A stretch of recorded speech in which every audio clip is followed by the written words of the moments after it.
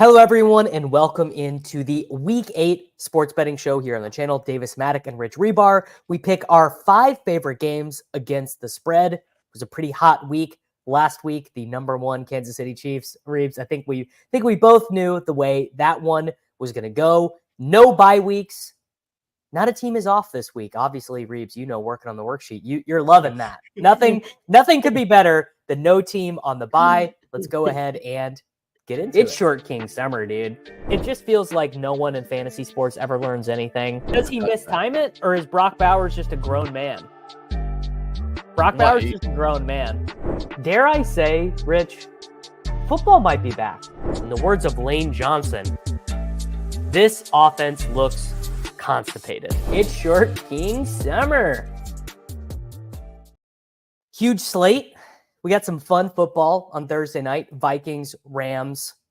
I guess 4 drives, 4 touchdowns. Didn't end up quite getting there. Of course, Demarcus Robinson with the 2 touchdown game. Why not? Of course, Demarcus Robinson is going to score 2 touchdowns in primetime, Reeves. That is the way Who can you tweet about live for us on Sunday? Who do we need to get there? Here's the deal. I can only do it for truly shitty players. It only works for guys who really, really suck. Like, I can't make. Does it Mark only work Andrews on Thursdays score. too? It might. Yeah, it might only. It might only. It was work Javonte Williams. It was Javonte. Right? Yeah, but like I said, really only shitty players. Like, I can't do it for Jalen Warren. I can't make Jalen Warren score any fantasy points. Only Jalen Warren can score any fantasy points. So just kind of high level, Rich, how you feeling about this week? I like the board. It just feels so there's some very good games. We've got, we don't have to talk about the Cleveland Browns anymore, or we can talk about the Cleveland Browns in a positive way now. Hopefully, yeah. But yeah, no, the slate looks fun. I think it's one of the more fun DFS slates we had. Definitely a lot more fun than last week where pricing was tight. But yeah, from a betting stance, it is tough. I mean, finding 5 games is tough. I'm going to cheat and try to combine like my 4 and 5 games and do a teaser. But yeah, the slate does look fun though. It does look. It looks very fun. We have some fairly marquee games. Sunday Night Football. I mean, Cowboys 49ers for Reeves for men of your age. Cowboys 49ers. That's like yeah.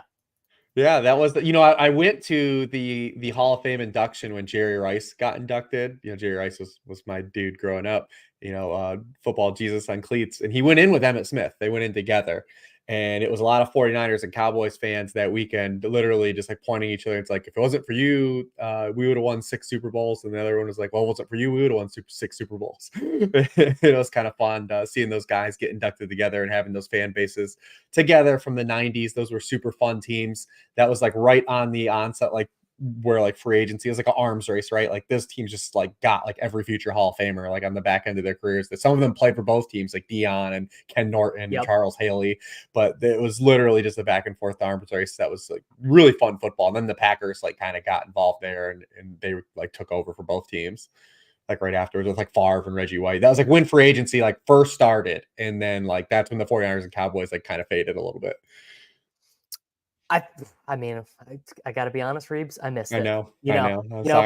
For me. But you were a Cowboys fan, so you missed the fun Cowboys. You grew up like that's what Reeves. That's what I've always said. I've always said when people get on me for changing teams, I'm like, you guys think of the Cowboys in a different way than I do. My lifetime with the Cowboys, only sadness, only losses, only Romo fumbling the snap, only bad. Quincy Carter, Bill Parcells calling Terry Glenn, Teresa Glenn at a press conference, like just all bad.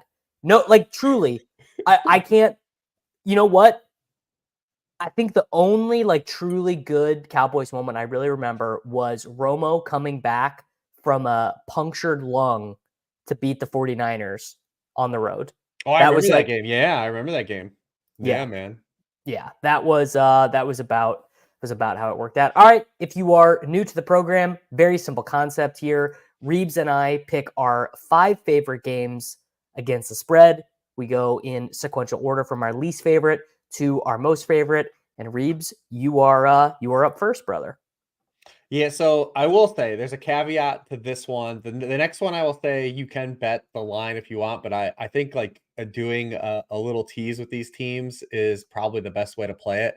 So I'm putting the Eagles at 5 for that reason is that if you tease them to like +8 and then my next team to like -4, it looks pretty good. But I'm sticking with the Eagles here just kind of as a back end as the 5, just because I didn't really like have like a great fifth game to kind of latch onto here. So I'm just gonna think about these two teams, the Eagles and the Bengals. This game should be a pretty high scoring game. It's kind of the DFS fun game, but neither one of these defenses have really been challenged the past 2 weeks. I kind of questioned both of them whether they're good. The Bengals were like our carnival team, like the opening month of the year, and then they played the Browns and the Giants.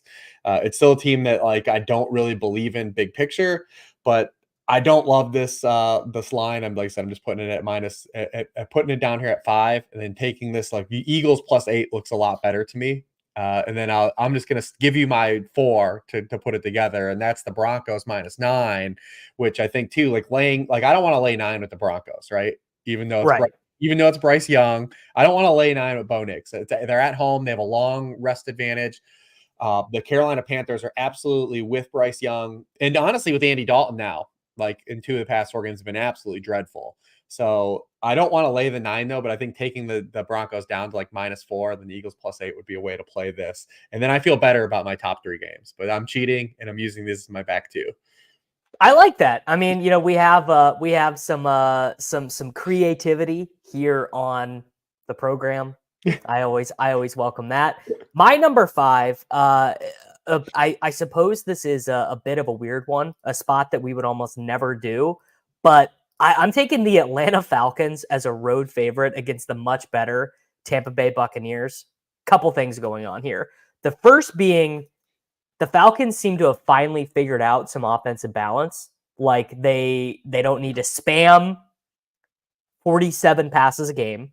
They also don't need to be negative 12% PROE. They could be a good, 55-45 split.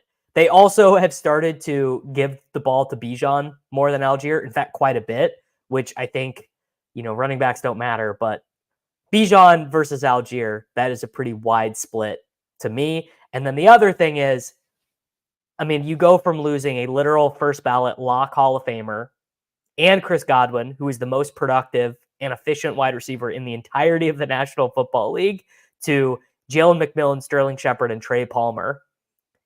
Like the yards per route run, the targets per route run for those guys, and now Cade Otton, is going to feature pretty heavily. I am a big Baker guy. People can see the Sam Bradford guy behind me. I've got the Oklahoma helmet over here. Like I'm a big Baker guy. This is going to look like Brown's Baker, I think. I think we are going to see he's going to bail out of the pocket too early. He's going to try and do too much. He's going to have like the script, I haven't looked at what like his rushing lines would be, but Baker Mayfield rushing overs might be a good move this week. But basically, this is like nightmare spot for the Buccaneers, and Bucky Irving is going to be out, so their best early down rusher. Not that Sean Tucker or Rashad. I mean, Rashad White is a bad early down rusher. So they're just missing a bunch of their key offensive pieces. Yeah, it feels like a pretty safe spot. These in division games, these rematches tend to be a little ugly. Just kind of that's why I don't really kind of have this one here. But the Bucs, just the amount of players that they've lost on offense on a short week too is very detrimental. We talked about this a lot with the Saints, last week, playing their 3rd game in 11 days against the Broncos. Like it was just a really tough spot to be in. That's kind of where the Buccaneers are right now. The Falcons are just a team that I don't like because of Kirk Cousins, man. Like this Kirk Cousins injury still is like a big problem on this offense. They can't run play action because he can't turn his back to defense. He can't move. And it is a problem for this offense. I don't know if it'll be a problem here, but it is a problem big picture for the Falcons. Like they can't do anything creative on offense because Kirk Cousins just can't move at all. Yeah, he just cannot move. Which is why you need to have Bijan getting 23 touches a game. That is how because Kirk Cousins could theoretically get healthier, right? I mean, couldn't we get to December 15th and Kirk Cousins is just feeling like not that Kirk Cousins moving was ever a big part of his game, but like how Stafford can move in the pocket. Like Stafford doesn't ever run, but he can, he can drop the shoulder. He could do that. Like Kirk Cousins can't do that at all right now. The Buccaneers have a good pass rush. I honestly don't even know. It's not good actually. They blitz a lot and they actually don't create a lot of pressure with the blitz. Their defense is actually awful, the Buccaneers defense. So that's kind of like the avenue here too for your side is that they haven't been good. They've been more of just kind of get ahead of teams, let Todd Bowles try to blitz, and that's really it. For sure. All right, that was my number 5. I guess we already did your number 4. Yeah, you did my 4, and it's like I said, just the Panthers are. If you want to lay 9 at the Broncos, by all means. I'm not going to. You know what, doing it. Rich? Honestly, you could talk me into it. You could talk me into laying 9 because I is the only reason Bryce Young is starting is because Andy Dalton has the injured hand. This wasn't like an organizational. Like, was this an organizational decision? We need to go back to Bryce. We think he's shown some maturity or whatever. Like, I don't know. I think it's probably is because more of the hand, but who knows? We were probably getting to this point anyways, right? Like Dalton has been really bad the past month since his first start. And at this point, you might as well Zach Wilson it, right? The rest of the season. I don't know. I don't really know. What would you do in this spot? Is Joe Webb busy? Could we get Joe Webb in the building? I don't know. Yeah, I mean, do they have a practice squad? Who is the 3 on the team here? Do we know? It's almost certainly this is going to be a great remember that guy. Whoever the practice squad quarterback is for this team is going to be it's Jack Plummer. Oh god. Louisville, I believe. Louisville's quarterback from last year. Yeah, it was not a good remember that guy. If it was Jake Plummer, it would have been a great one. Yeah. Oh, that is very funny. Okay, my number 4 again. I'm going with another controversial one here. I'm assuming that not only will you not like this one, you might even be on the other side of it. But I'm going to take the Chicago Bears on the road, 2.5 points. We did get a request, by the way, to say the numbers because we've been doing it on YouTube, so we haven't always said the number that we're taking them at. Gotcha. It's not your fault. It's not your fault. I'm supposed to be the professional here. Chicago Bears -2.5 on the road at the Commanders. 2 things. First is super impressed with what Caleb was able to do against poor defenses heading into the bye. Like I've heard this excuse like, oh, Caleb is getting better, but it's against all these crappy defenses, so it doesn't count. Well, you know what? Lots of rookie quarterbacks have gotten to play crappy defenses. We've seen Anthony Richardson play some bad defenses and not do anything. We've seen, Josh Rosen and these guys play crappy defenses, and they don't do anything. It's a pro to smoke bad defenses, in my opinion. Absolutely. I mean, you can definitely add context to counting stats and stuff oh yeah, they face the Jaguars or the Rams or the Panthers. But you want players to be able to, that's the whole point of playing matchups, right? It's you want to have players that can take advantage of those spots. Exactly. The other thing is this is a bad defense. Now, not a bad defense holistically because Dan Quinn, for all of his faults, is actually a very good defensive coordinator. He doesn't have very good personnel, which means that there's only so much that they can do. Now, obviously in a spot against, the Panthers or whatever, Dan Quinn can scheme up enough to keep those guys down. And I can't believe I'm saying this, but Shane Waldron actually seems to have learned some things over the course of the last month. The offense looks different. The personnel has changed. There's different route concepts. They're using a ton of motion. The past 2 games, 54%, 41% pre-snap motion. The opening 4 weeks, it was 29%. 100%. And basically, my top-down thing here is, I just want to be buying on Caleb.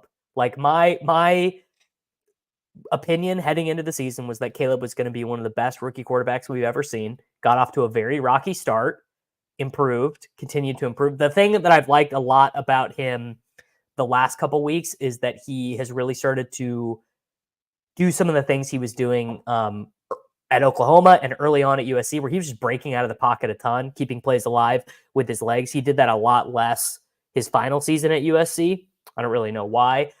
Yes, if Jaden plays, I'm not doing this. If Jaden Daniels plays, my assumption is that Jaden Daniels will not be playing in this game. He's listed as week to week. He's not practiced yet. They said they were hopeful he was able to get a limited practice in on Friday.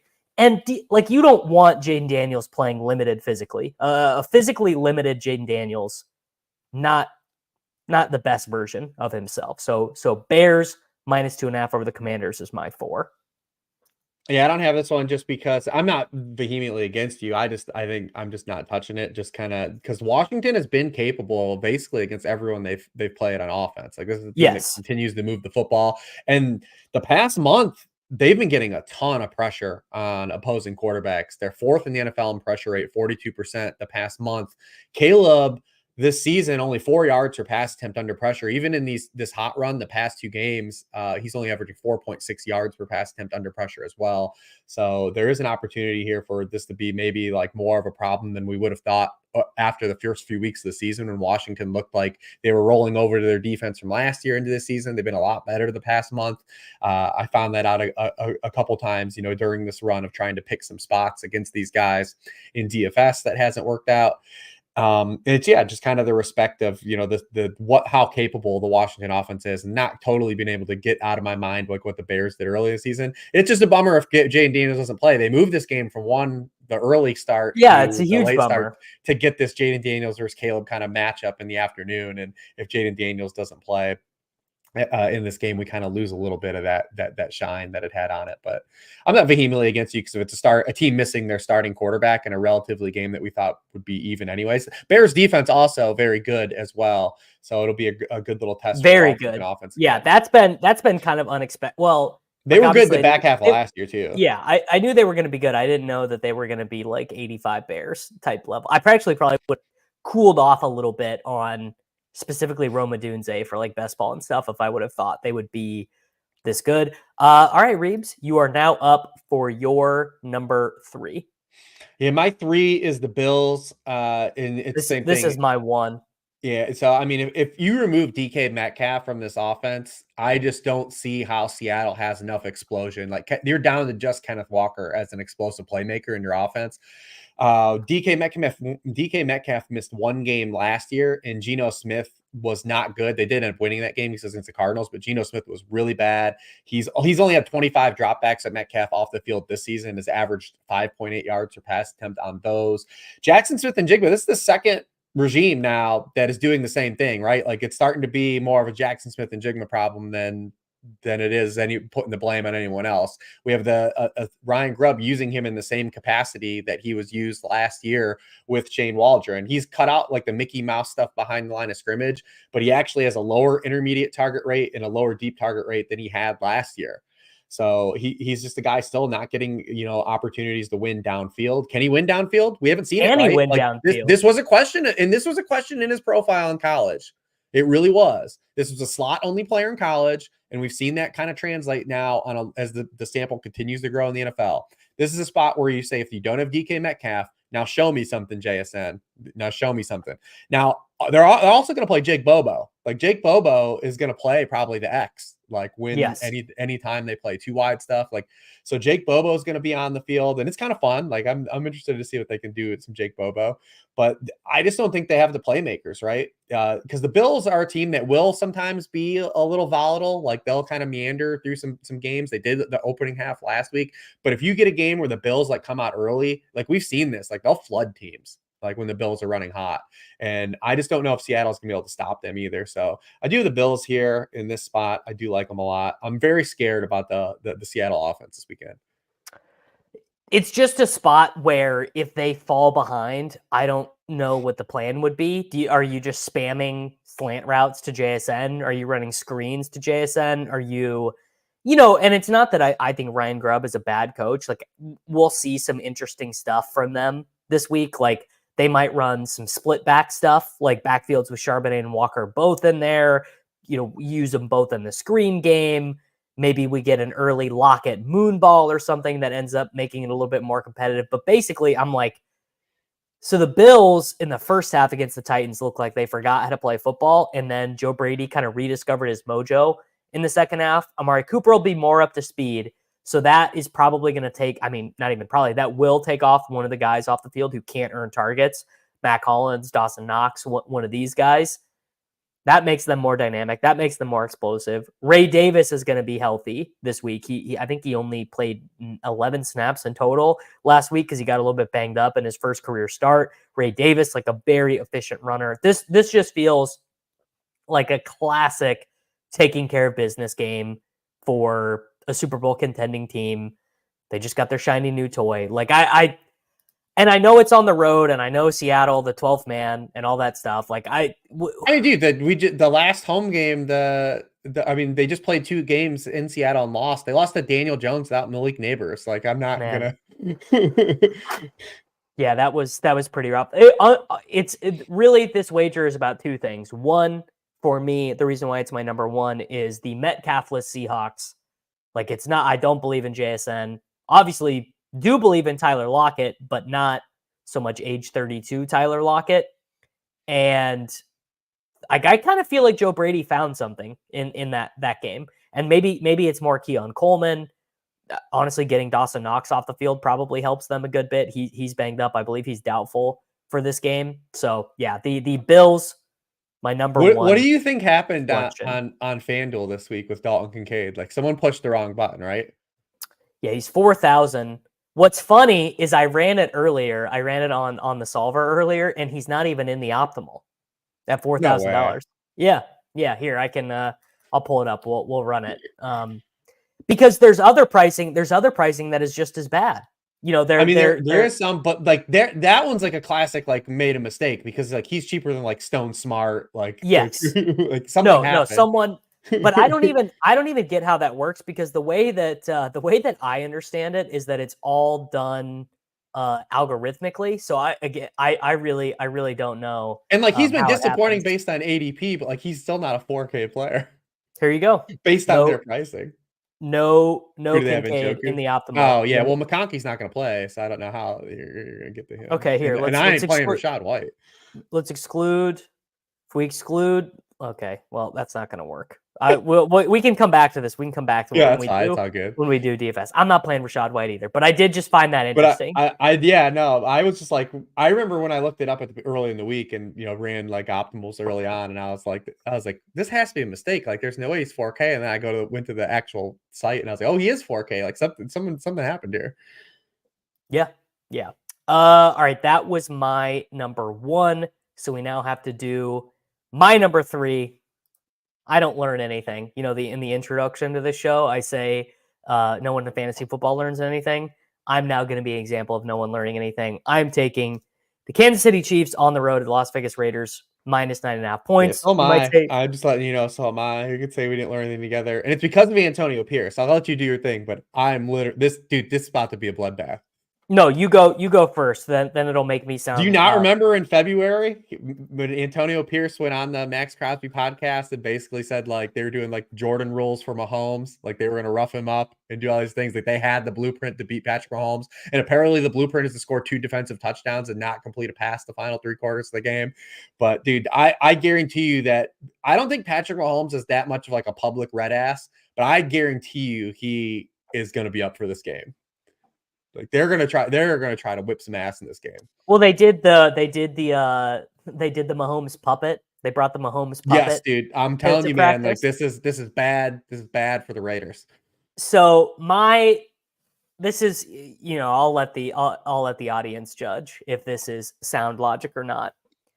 But I sort of feel like the Chiefs understand it will be very, very hard to win a Super Bowl playing this style of football. I think the trade for DeAndre Hopkins is evidence of that. Like, do you think that Andy Reid, Matt Nagy, and Mahomes, when they watch film on Monday, do you think they're like, good job, guys? We did what we set out to do? No, they've been listen, duct tape and bubble gum, and without Juju in that game, I mean, you saw them have to try to run that offense through Xavier Worthy, and that second interception was completely Xavier Worthy's fault. Like, if you put hands on Xavier Worthy, if you blow on him, he tips over. Like, and he got ragdolled on that second interception. Now, Mahomes did overthrow him on one, but we just haven't seen the nuance of Xavier Worthy to be able to win as a wide receiver yet in the NFL. And they don't have one of those guys. They needed a guy like DeAndre Hopkins. I actually think he's gonna be good in the like Rashee Rice, Juju role. And I seen a lot of naysayers about, Hopkins in the trade, but dude, we just watched Juju Smith-Schuster have 100 yards. Like, you're telling me they've been resurrecting ghosts of fantasy lore past. So you're telling me that DeAndre Hopkins can't be effective in that role? I think almost certainly he will be very effective in that role. How many snaps do you think he will play this week? But the snaps he'll play will probably be high leverage. Like, he's gonna just, when he's in, he's gonna be on passing downs and things like that. It's the same thing last night, like, where people get all hemmed and hawed, like, what do we do with Puka Nacua? It's like, dude, you just got to play these guys, man. Like, if he's going to be playing, if the team thinks that he's good enough to suit up, he's going to be in high leverage spots. And if his body's responding the right way, then, things, they kind of play it by ear, right? So I have Puka in 2 managed leagues. He wasn't a big target of mine because I had him behind Nico Collins in my ranking, so I just didn't get him. I don't like drafting injured players, so like when players are hurt to start the year, like I kind of just move them down anyways. But I did start him in the 2 leagues that I had him, because what are you gonna do? You're gonna. I started him where I had him too. You just got to, right? Unless you had like Brian Thomas Jr. or something, like ran into someone like that you felt really good about, you maybe give it a week. But yeah, that's kind of the damned if you don't scenario. But I think Hopkins will play.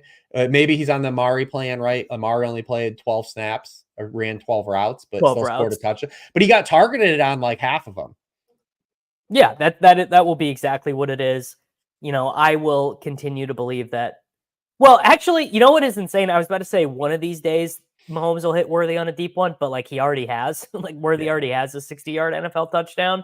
And also, I mean, the run game looks unbelievable. Kareem Hunt's like best running back in the NFL right now. Guy just gets 5 yards a pop. He's killing it. Well, so, I mean, and bury the lead here. The Chiefs defense is absolutely the best part of this current version of the iteration of the Chiefs right now, in terms of like what units playing better and like what units playing better in context of like what's good in the NFL right now. Like, the Chiefs have a top 5 defense, and they're facing a Raiders team that is an offense that has going back to Gardner Minshew. Did you see Gardner Minshew last week? This dude comes in and threw 4 interceptions. He now has 8 interceptions on the year. This guy is a joke, man. In fantasy football, he was the QB 44 last week on 34 pass attempts. He was outscored by Jarrett Stidham, who came in and took 2 kneel downs, like in fantasy football. Like so you're getting the best unit. The Chiefs, like the Raiders might not score a touchdown in this game. I hope if they do, it's only Brock Bowers. I hope Brock Bowers is the only one eligible. Minshew's better for Bowers, by the way, than AOC. Just while we're on the subject. I mean, who cares? Like, does it matter? Yeah. Obviously I'm with you. I mean, I think Antonio Pierce is a terrible coach. They're going to play Desmond Ridder in like 2 weeks. They are. Yeah, they're for sure playing Desmond Ridder. That is absolutely happening. So that, Reeves, was my 3. We've done my 3. We've done my 1. I need to do your 2 and your 1, and then my 2. Yeah, I had the Chiefs 1 too. Just because, okay. I mean, I feel like this is about to be I think internally, I don't think the Chiefs are going to come out like Andy Reid and these guys are going to really come out and say anything publicly, because they just they haven't been that. Maybe Kelsey does. Kelsey would be the one dude that would maybe say something and like let something slip. But I guarantee you they've had this game circled since the schedule came out and since they did the all Mahomes stuff. Yeah, no, and Kelsey so would be the one. Kelsey would so be the guy to be like, yeah, we fucking hate these guys. We fucking hate the Raiders. All right, man. So that was your number 1. So, and we've already done my number 1. So we have our number 2s remaining. Yeah. So I mean, I have this spot here that no one will probably like on paper, but it's the Dolphins, man. This sets up so well for them. I really went back and forth on this one. Yeah, it sets up so well for them. They're getting the worst defense in the NFL. It has the lowest success rate per play. I mean, they should have gotten smoked by the Chargers in that game. The Chargers averaged 6.2 yards per play in that game on Monday night. Herbert throws for 350 yards. They just can't convert in the red zone. They have to kick all those field goals. But this is the worst defense in the NFL, going cross country for an early kickoff in Miami. Like, this is like everything I look for, right? Like, it's and I don't care. It's not like a cold weather team or anything, but this team, the they're going to be in their dark uniforms, and that, I'm doing the whole Miami thing again. These are Oh old yeah. kicks. And it just sets up so well for this thing to kind of get back on track for the Dolphins, right? Getting Tua back against this awful defense and kind of get Tyree. You heard Tyreek Hill this week. He said like practice was so good he wanted to cry. Said start me in fantasy, start all of us in fantasy, he said. Yeah, I feel like this is just a good spot for them to get right and just kind of lay the wood on this defense, man. And I feel bad because like Kyler's been Call of Duty comes out. I hate to, I don't, that's not a part of the process. I just want to make a Call of Duty joke.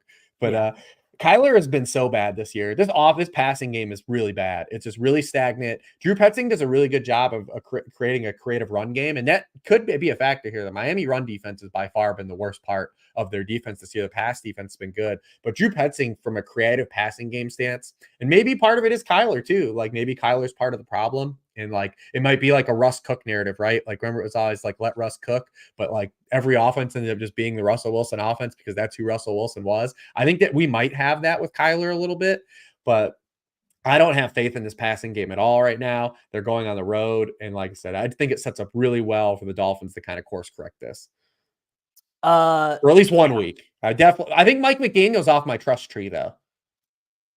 Mike McDaniel is definitely off the trust tree. He just did not do a good job this year.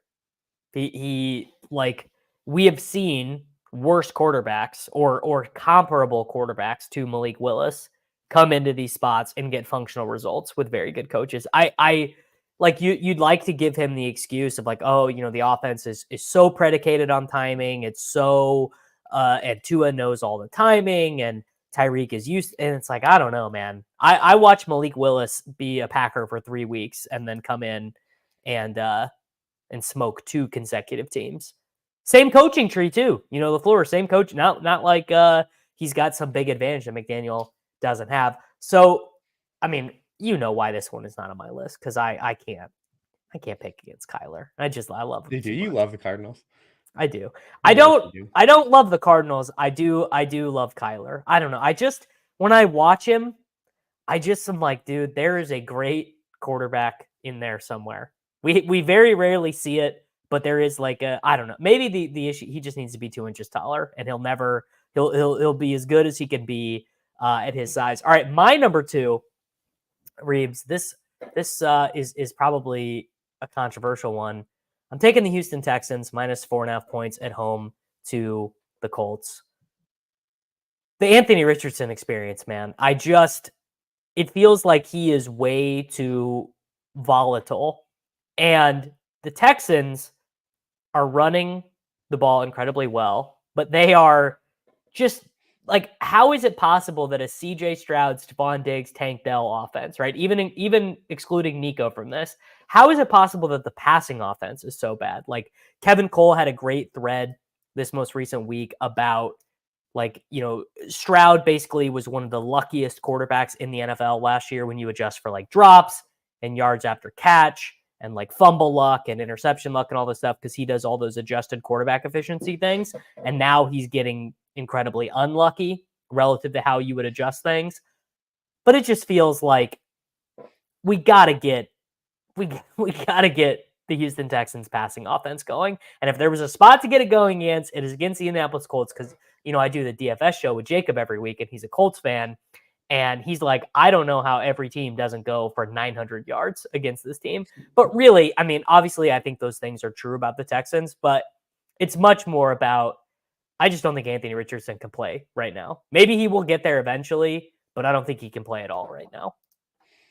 Yeah, I mean, I'm with you. The Colts or the Texans are kind of in like that no-fly zone for me because the way they like Bobby Slowick, right? Like it's the Shanahan tree, man. Like these dudes are always tough, like to lay points with, like especially through key numbers because they call games suboptimally.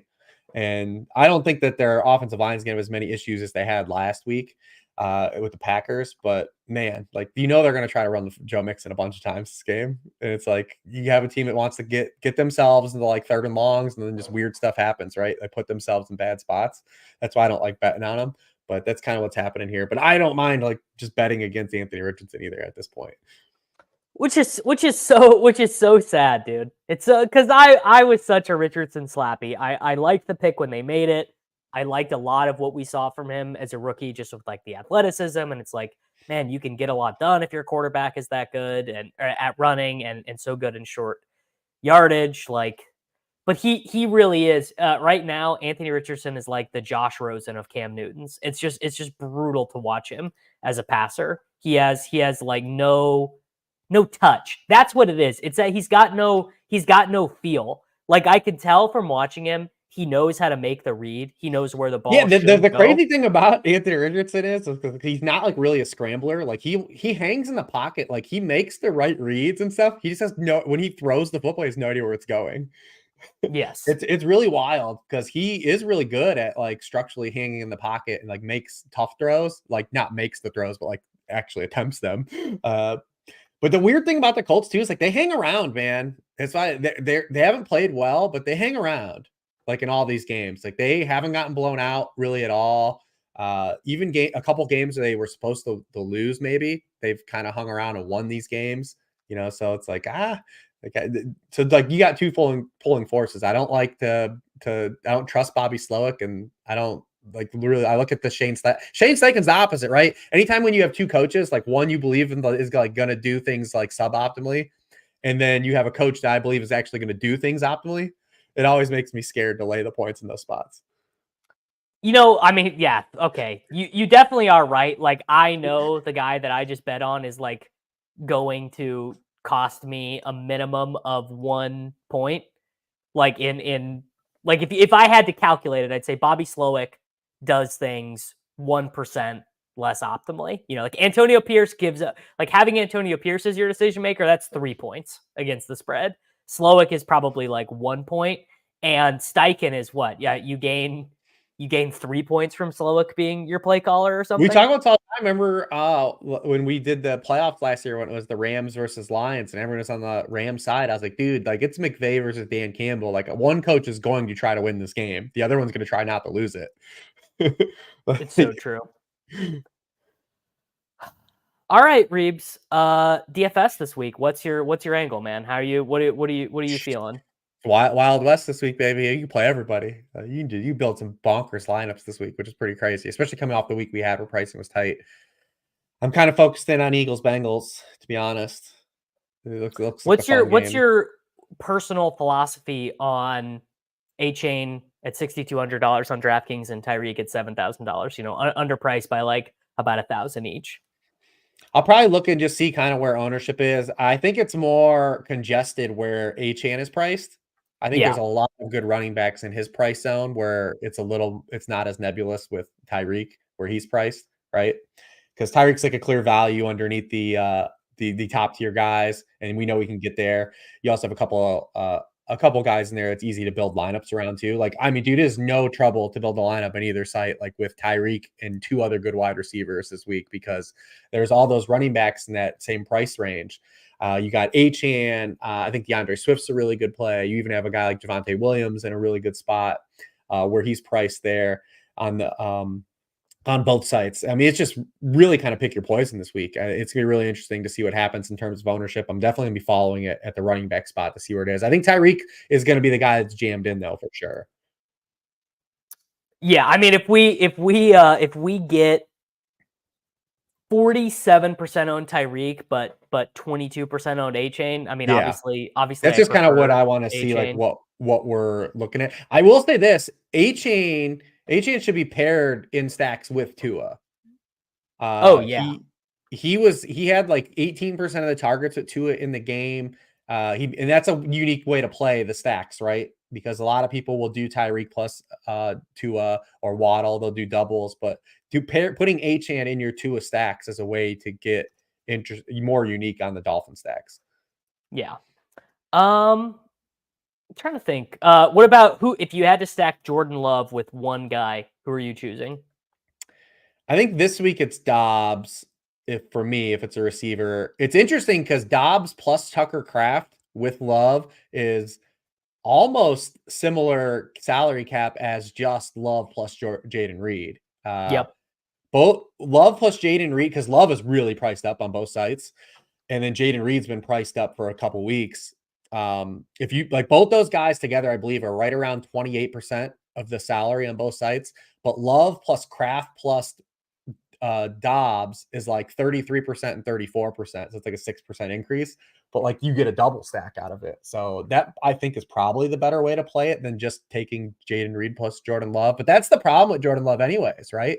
It's like they kind of give everyone the ball. It's a Josh Allen problem, right? Like you never like you can play Josh Allen naked, but like you just never know who to stack him with because they spread the ball around. That's what we have with the Packers. But I do think where the Jaguars give up points, like the outside receivers, like definitely is this into tight ends, like would make me say like I'll go the cheaper route, maybe do either a Dobbs solo or a Dobbs plus Kraft double.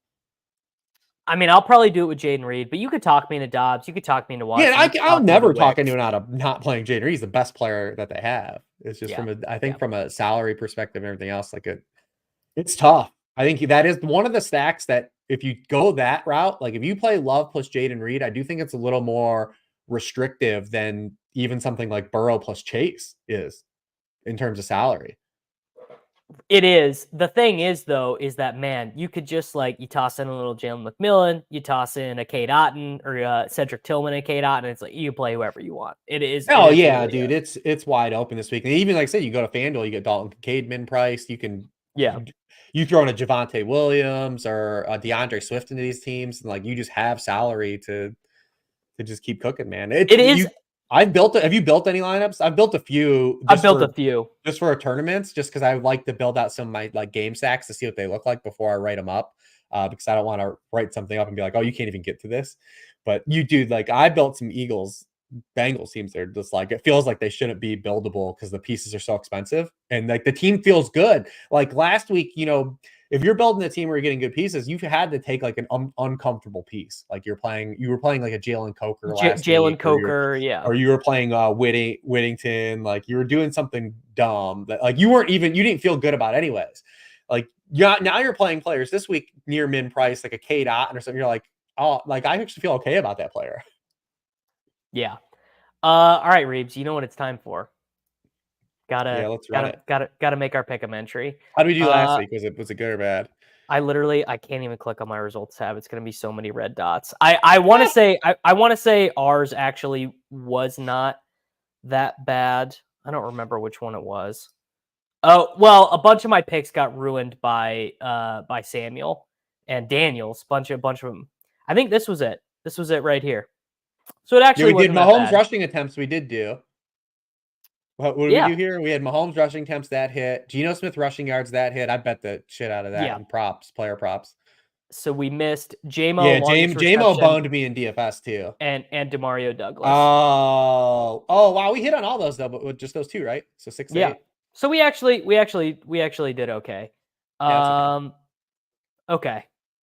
So we went 7 of 8 the week before, 6 of 8 this week. So we are directionally accurate. If nothing else, we are going to be directionally accurate.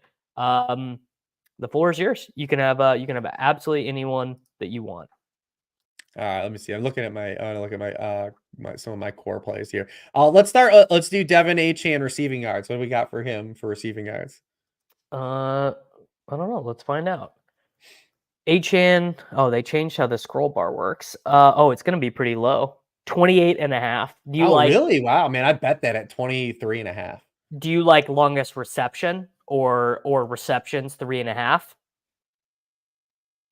How about do we want to do combo yards? Do you like 90 yards total? Yeah. Oh yeah, sure. 90 total yards. Combo yards I think is pretty good. I did bet if anyone can get close to 23.5, I hammered 23.5 receiving yards already for Devin Achane. All right. This is a gold star for me. Kareem. I don't love that. I was gonna say Kareem Hunt was a gold star touchdown pick, but I don't think so at that multiplier. What a bummer. The multipliers, sometimes if you're not paying attention, they can really get you. What about you love the touchdown bets? I do. Jamar Chase, 75.5 receiving yards. That's pretty close to a gold star for me. I love both Bengals receivers, man. Yeah, I love that game for DFS. All right, there we go. What do we got? What do we have for Cade Otton this week? What's hanging around the board? What's hanging around the board here? It's Cade Otton. I'm going to guess Cade Otton is 35.5 receiving yards. 45.5. That's a You're bit rich. juicing us. Yeah, that is a bit. What about McMillan? Okay, nothing. 0.5 No, rushing yards. probably nothing. That's Yeah. funny. Strong shot. What about Trey Palmer? No, nothing. They no yards. What about all right? What about Javonte Williams? Go to Javonte Williams. Javonte, I would take touchdown. That feels. I mean, to me, rushing attempts, rushing yards are great. I have no rushing attempts. The Panthers also have a lot of rushing touchdown in every game this year. Yes. I think rushing attempts, that's probably the way to do that one. All right. Philadelphia, Cincinnati, we already got a play there. Atlanta, Tampa Bay, they don't have anything posted yet. Could I sell you on Stephon Diggs 5.5 receptions in this game? He's got 5 catches in every game, so you're right on the line. I actually do think it is more of a Diggs game. I just hate the way he's always priced in DFS. You can never get to him. Yeah, he's miserable. All right, do we want to take Tyreek too? Tyreek 1.08 touchdown multiplier with Tua back feels pretty good. What is just Tua stuff? We're That's doing good. that. We just no. That's a good angle. 1.5 passing touchdowns, 21 completions, 250.5 passing yards. That feels about right. Yeah. None of that feels that good. I got one for you too. What about Rashad Bateman? Oh, they're not going to have anything because Zay is questionable. Yeah, you're right. Shit. just touchdown. What about Jordan Mason? Jordan Mason, 79.5 rushing yards. Oh wow, man, 18 attempts too. Wow, you're cooking. Yeah, you're cooking us here. you're getting no. We're the freebies. There. We're the freebies. What about Underdog? I think Jahmyr Gibbs, 63.5 rushing yards. My read on this is that it's going to be a big Gibbs game. They're going to win by a ton. Jameson Williams is out. We are going to have, I think Montgomery playing a little bit limited because of that leg injury. That's my read. Do you have a thought there? No, I feel pretty good about that. I always like him. He probably has combo stuff too on the board. 87.5 is a lot. I think I like the rushing yards. Do you like rushing yards or combo yards more? Probably rushing yards. He's had a few games where he hasn't. Well, they really might not. They really might not pass very much in. No, they're like what 12 they're 12.5 point favorites. Yeah. All right. What do you got? What about anyone from Green Bay, Jacksonville? Do we like Jaden Reed? Kraft, Dobbs? What do we got for 47.5 for Dobbs? Trying to see what Brian Thomas, 57.5 for Brian Thomas Jr. I mean, he's got to be averaging like 70 yards a game. His probably is good for longest catch too. Like longest catch stuff is probably good. 22.5. Just like one, but he just gets a big play every week. It feels like. Yeah. Well, would we rather do that or Jaden Reed? Jaden Reed 57.5 or Brian Thomas Jr. 57.5. Your choice. If we took anything on Thomas, I would just say play for the one big play, the one catch. All right, there we go. 22.5 longest reception. All right, we need 2 more. Do we have anything from Baltimore and Cleveland? Do you like? They're not going to have yards for any of these guys. No, because of the flower stuff. I mean, Njoku would be the only other guy, but he's probably juiced up too. 5 receptions. I mean, this dude he might have 5 receptions in the first quarter. Yeah, I do like that. All right, let's do it in Njoku. All right, Reeves, and then we got one more. You got to close us out. Go to DeAndre Swift? I feel DeAndre Swift's like a dude. I feel really good about this week.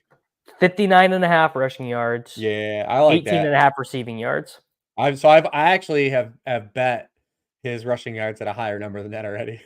All right, bang. There we go. Fire it in. I have Swift ladders this week. I'm doing the ladders. Swift ladders. I have a fun bad beat. Everyone likes to hear about bad beats, right? So that's basically what we do here. Yeah. Well, I had Bigsby ladders last week, which got there, but so I had a bunch of Bigsby longest rush. His longest rush was 13.5 yards last week. He had 3 different runs of 13 yards. Not just one. He had 3 different runs of 13 yards, and his longest rush was 13.5. You said SOB. You SOB. That's so sickening. That's so sickening. Okay, there we go. Clicking submit. The location, it drives me nuts, man. It drives me nuts. Reebs, you are about to go do a show with Hilo. Where can people watch that? Yeah, you can go over to 1 Week Seasons channel, I believe. I'm going to tweet it out to you in a second when we go live. But we've had some amazing calls on this so far, show that we do. So been a good year. It's been a good start for DFS this year. I'm usually a better end of the season DFS player, and this year has been the opposite. So it's kind of fun. We deserve it because everyone's died this year in redraft league. Yeah, it's really every single player. So I don't check my underdog teams during the season because they're best ball teams. Nothing can change. I like just being able to like unwrap the present, see if I got lucky. But I know my highest rostered player was Rashid Shaheed this year. He was my highest drafted player. So I already know it's like darkness. Yeah. My advice to you is don't look. My advice to you, as someone who's been looking, my advice to you is don't do it. Guys, the entry, Devin A-Chain, 89.5 rushing plus receiving yards. Jamar Chase, 75.5 receiving yards. Javonte, 14 rushing attempts. Stephon Diggs, 5.5 receptions. Jahmyr Gibbs, 63.5 rushing yards. Brian Thomas Jr., higher, 22.5 longest reception. David Njoku, higher, 5 receptions. DeAndre Swift, 59.5 rushing yards. I am going to leave this stream with my friend Rich Hribar, and then immediately after this, the unabated Underdog Pick'em entry show. So I'm just going to fire Pick'ems for an hour, going to go through it, going to look at a bunch of the projections. So I will literally be back in like less than 2 minutes. I will probably get up and go get a coffee refill. Everyone, make sure that you were checking out Rich's stuff over at sharpfootballanalysis.com. You guys can check him over on the 1 Week Season stream as well if you want more of his DFS thoughts. And we will be back next week